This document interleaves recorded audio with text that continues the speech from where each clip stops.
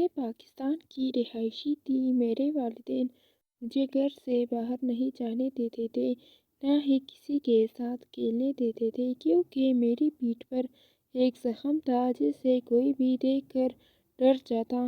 یہ زخم پیدائشی تھا، مگر اس کی شکل کسی سام کی طرح تھی۔ اس کی خاصیت یہ تھی کہ مجھے کبھی درد نہیں ہوا تھا، مگر اس سے خون ہر وقت رستا رہتا تھا۔ میرا بہت دل کرتا تھا میں بھی باقی لڑکیوں کی طرح باہر جا کر کھیلوں، مگر میں مجبور تھی کیونکہ امی نے مجھ پہ بہت پابندیاں عائد کی ہوئی تھیں۔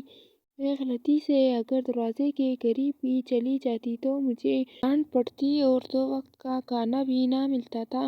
میری ماں مجھ سے محبت کرتی تھی، مگر باپ مجھے ہر کام کی اجازت دے دیتا تھا۔ امی کو ڈر تھا کہ کہیں کھیلتے کودتے کسی نے میرا زخم دیکھ لیا تو خاندان میں کوئی بھی میرا رشتہ نہیں لے گا۔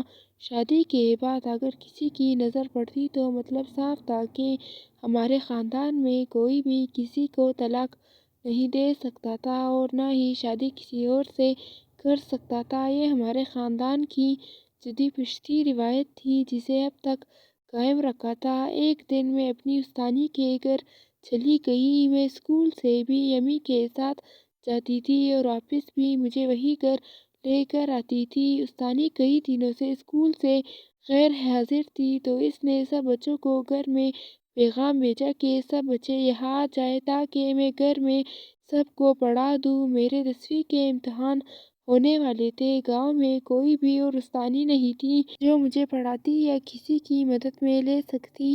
اس دن امی گھر پہ نہیں تھی تو میں ابا سے پوچھ کر استانی کی طرف آ گئی تھی۔ گھر سے باہر جانے سے پہلے امی میری پیٹھ کے زخم کو اس طرح چھپاتی تھی کہ کسی کی بھی نظر اس پہ نہ پڑتی اور نہ ہی وہ خون سے کپڑے خراب ہوتے۔ مگر اس دن میرے کپڑے خراب ہو گئے تو میری دوست نے کہا، یہ تم کیا کر رہی ہو؟ ابھی تک ادھر ہی ہو، جاؤ گھر جا کر کپڑے تبدیل کرو اور کسی سے بھی پٹی کراؤ، تمہارے زخم سے خون نکل رہا ہے۔ میری یہ دوست اس راز سے واقف تھی، تب ہی اس نے ہلکی سی سرگوشی میں مجھے بتایا اور خود پڑھنے میں مصروف ہو گئی۔ میں استانی سے پوچھ کر گھر واپس آ گئی تاکہ کپڑے تبدیل کر سکوں، مگر میرا واپس جانے کو بالکل بھی دل نہیں تھا۔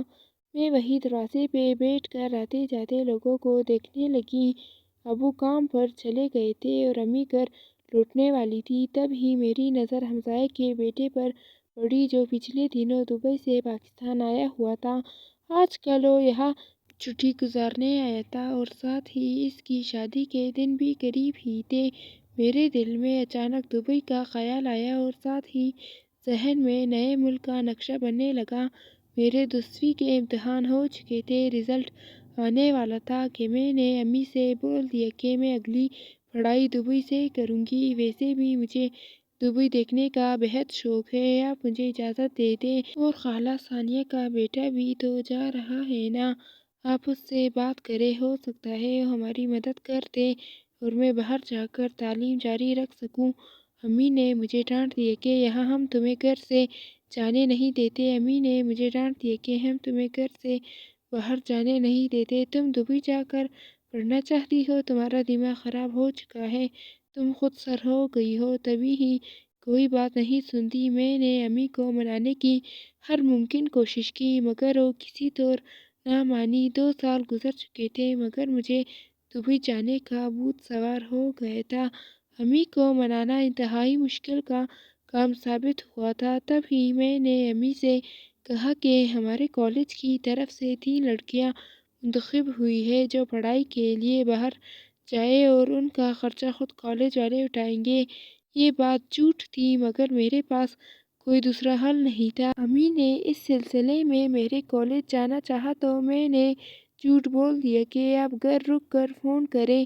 میں اپنی دوست سے مل کر سب پلان پہلے ہی کر چکی تھی۔ امی کو میں نے دوست کا نمبر ملا کر دیا کہ یہ رہا نمبر، لیکن آگے سے میری سہیلی فضا بات کر رہی تھی۔ فضا نے امی کو ہر طرح سے اطمینان میں لیا اور یوں میں پڑھنے کے لیے دبئی چلی آئی۔ یہاں آ کر میں نے हमसाये के बेटे से पहली मुलाकात की, क्योंकि अम्मी उसे फ़ोन पर सब बोल चुकी थी और अम्मी के दूर के रिश्तेदार भी लगते थे। मेरे कुछ ही दिन गुजरे थे कि अम्मी को मेरे झूठ का इल्म हो गया कि मैं उनसे झूठ बोलकर इतना बड़ा कदम उठाया है और मुझसे अपने सब रिश्ते ख़त्म कर चुकी थी। इकलौती औलाद ने इतना बड़ा झूठ बोलकर उनको गुमराह करने की कोशिश की थी। अम्मी ने हमसाये के लड़के को मेरा ख़ास ख्याल रखने को कहा था और साथ ही मुझे वापस पाकिस्तान भेजने का कहा। मैं वापस जाना नहीं चाहती थी। कुछ सोचकर मैंने वहीं रुक जाने का फ़ैसला किया। इसके लिए मुझे वहाँ के किसी रिहायशी से शादी करना थी। अम्मा की बात पे वो लड़का मेरी टिकट करवा चुका था, जो कि 15 दिन की बात की थी। मेरी पीठ का ज़ख्म किसी ने नहीं देखा था। अम्मा को जो डर था वो उनको हकीकत में तब्दील हो सकता था। अगर किसी की भी नज़र इस पर पड़ती तो ख़ानदान में बदनामी होती। उन दिनों मेरी दोस्ती एक अरबी से हो गई थी और अरबी शक्ल और सूरत से कम ही मालूम होता था, मगर दुबई में उसका कारोबार था। मेरी उसके साथ दोस्ती अच्छी चलना शुरू हो गई थी।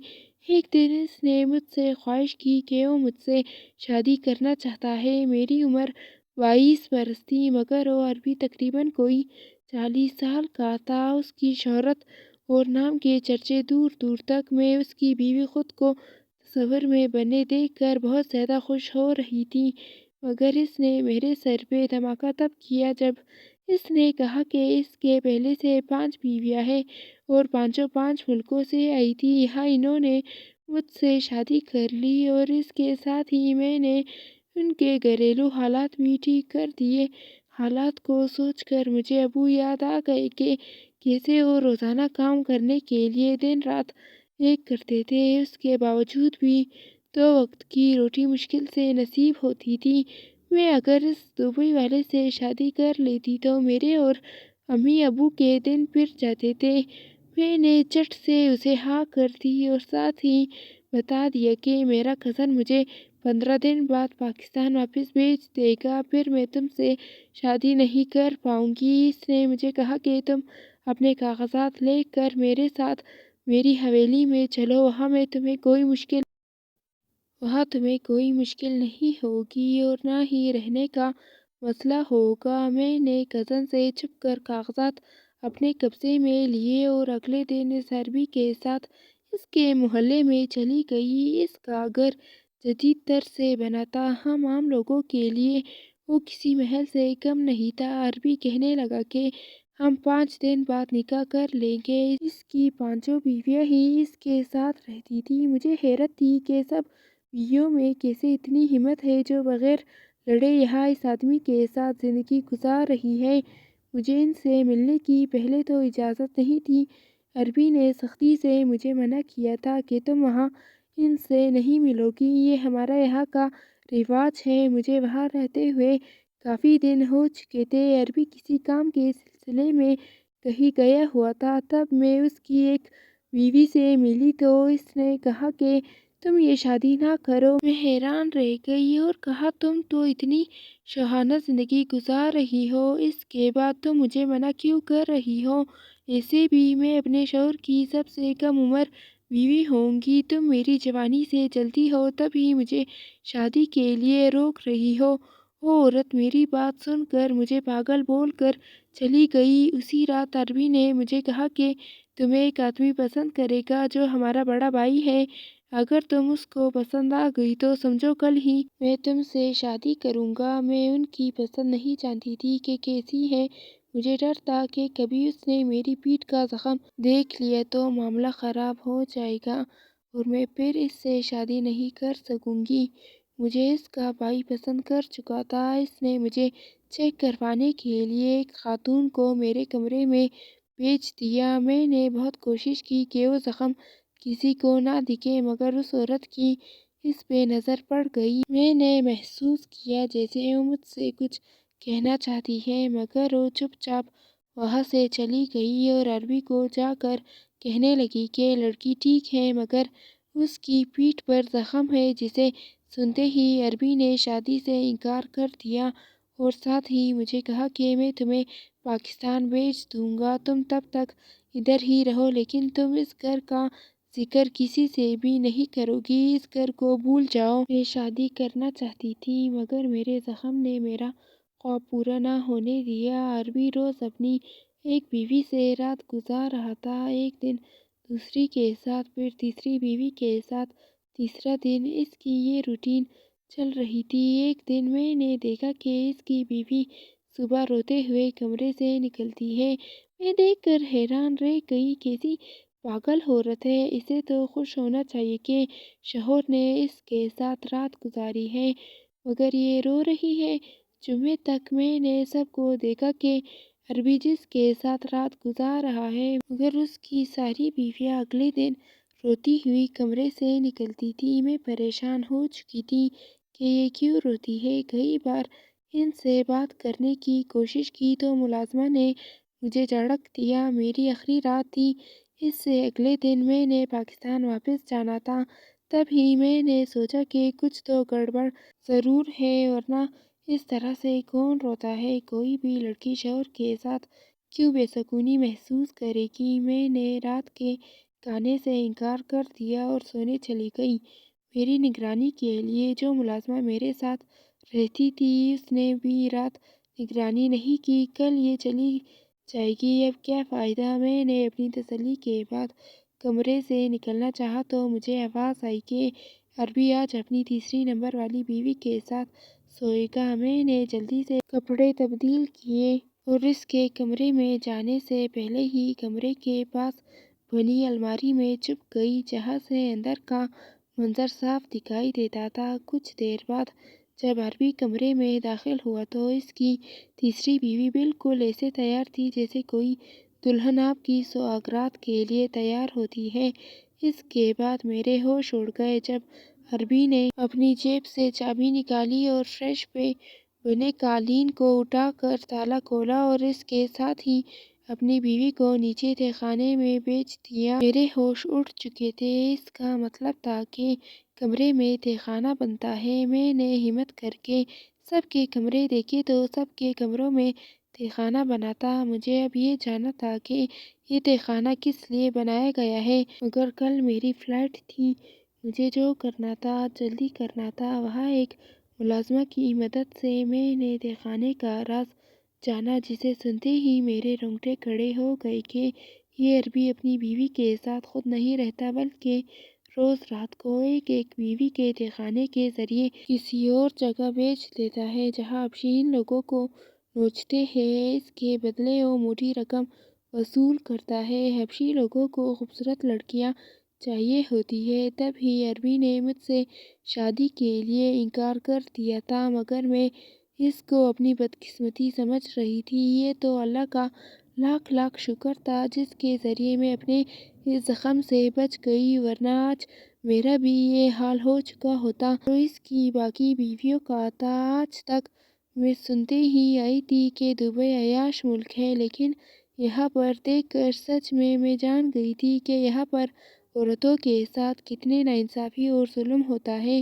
عربی روز اپنی بیوی کو ہر رات موت کے گھاٹ اتار دیتا ہے، اس لیے تو وہ سب روتے ہوئے کمرے سے نکلتی تھی۔ جس عورت کی عزت کو اس طرح روندا جائے، وہ خوش بھی بھلا کیسے ہو سکتی ہے؟ میں نے ملازمہ سے کہا کہ میں اس کے خلاف ضرور شکایت کروں گی، لیکن اس نے مجھ سے سختی سے منع کر دیا کہ اگر تم نے یہ سب کچھ کیا تو یہ آدمی بہت گھٹیا انسان اور نیچ ہے، یہ تمہارے ساتھ بہت برا کرے گا کہ تمہارے ساتھ نسلیں بھی پانی کو ترسے رہ جائیں گی۔ تم پاکستان واپس چلی جاؤ۔